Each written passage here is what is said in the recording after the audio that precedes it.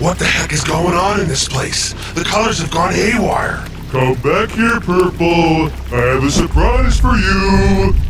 I don't need any more surprises from this place, Blue. Not even from you. Just gotta keep moving. I'll get to the bottom of this or die trying. Let go of me, Red. Wait, Red? Guess again. Blue? Is that you? What happened?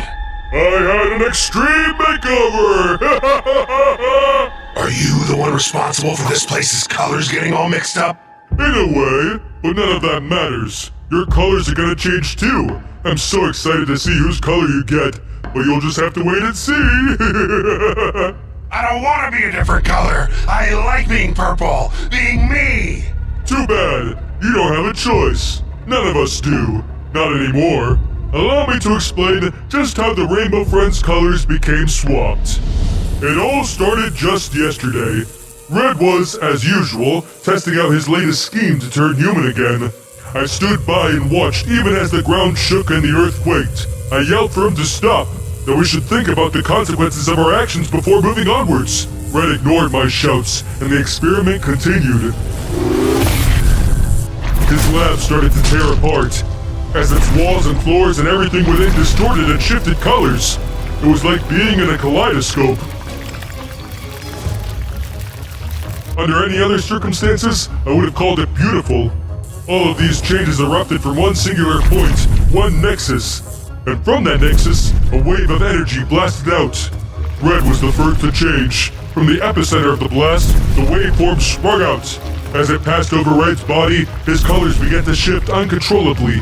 For a Rainbow Friend, you can imagine how traumatic this was for him. I could only watch in horror as he reached his arms out at me in a desperate attempt towards freedom. But I too was quickly swept under the influence of the wave. It was unimaginably painful.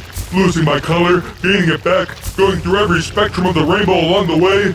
It was like I was losing my identity, the very core of my being. The wave permeated the entire facility, covering every inch, except, I suppose, deep down below in the sewers, which explains why you escaped its effects. When the earth again stood still and the dust settled, I stood up and examined myself for injuries. But when I did, what I saw, I couldn't believe. Gone was my deep blue color that I had come to love, replaced by the striking and brilliant red. And not only that, but I could tell that my brain had become wired differently. Suddenly, I wanted nothing more than to run experiments, to make the Rainbow Friends a huge success, and of course, to become human again.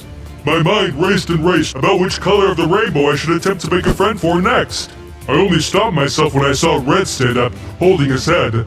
Only Red wasn't red. He had become my original beautiful shade of blue. Which I understand is an insult to my former self, of course, but I've evolved past it.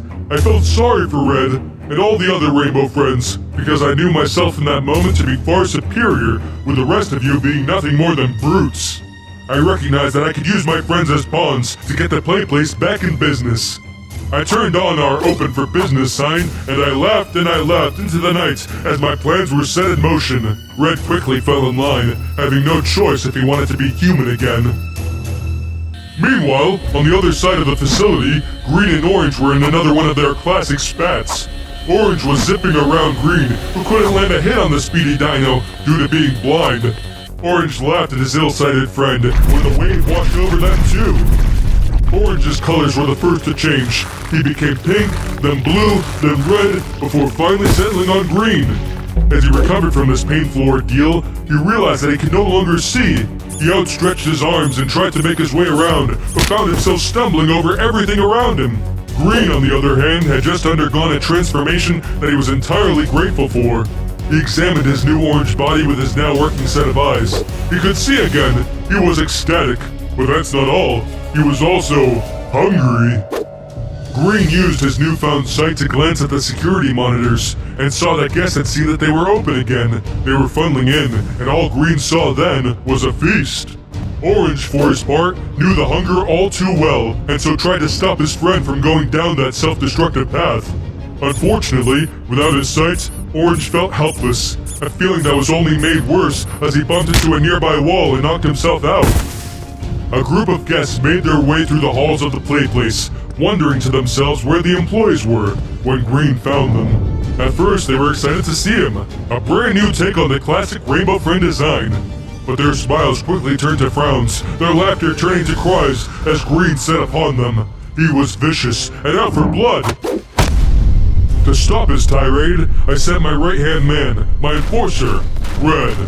Caught between the two monsters, the guests fled, and Green was outraged. He tackled Red, and the two engaged in a Rainbow Friends fight the likes of which this playplace has never seen. Red had my strength, but Green now had Orange's vicious temper as well as his sight. It was a close battle, but Green eventually came out on top. As Green stood victorious, a bumbling Orange tripped over Red and knocked Green out by accident. Red awoke, and the two of them dragged Green to the lab to contain him. I helped the two to restrain Green, who at this point was absolutely freaking out, shouting about how hungry he was. Despite this, I was able to re-engage my plans, and soon, the play place was once again full of happy guests. It was like back when it first opened. With money flowing in, surely I'd be able to use the funds to research new developments and make us all human again. Unfortunately, Green was not on board. From the lab, he mustered the strength to break free from his restraints. Enraged and unruly, he began to completely trash the lab. As a result of his destruction, once more the nexus point from the previous experiment sprung to life, and the color wave returned. The wave shot out through the facility, and once again us Rainbow Friends felt its effects. But we weren't the only ones. The guests too were changing colors, convulsing on the ground in pain. As for us, we became feral, as Green had, and started chasing after the mutating guests, sending them running for their lives. I still don't know exactly what became of them. I wonder if their families accepted them back in. Regardless, us Rainbow Friends soon passed out. When the event was over, I alone woke up and glanced at my friends. I'd retained the color of red, and with it, his drive, his cunning, and so I got to work once more. I contained the remaining friends, their colors now twisted and shifting to no end. They're all now locked up in my lab. That's right, Blue's lab. I'm the new Red, and I'm in charge now. I've got them all, my Rainbow Friends, all of them except for you. Now, Blue, be reasonable. Can't you just let me go? Sounds like Red's not even in control anymore. You don't have to follow in his footsteps. You're right, I don't have to. I want to. You're just as much of a monster as he is. All right then, do your worst. With pleasure. What the? Another wave? Why? No! No! Ha! Take that! No! Phew! Me again. That was a close one. Sorry about that, Purple. Purple?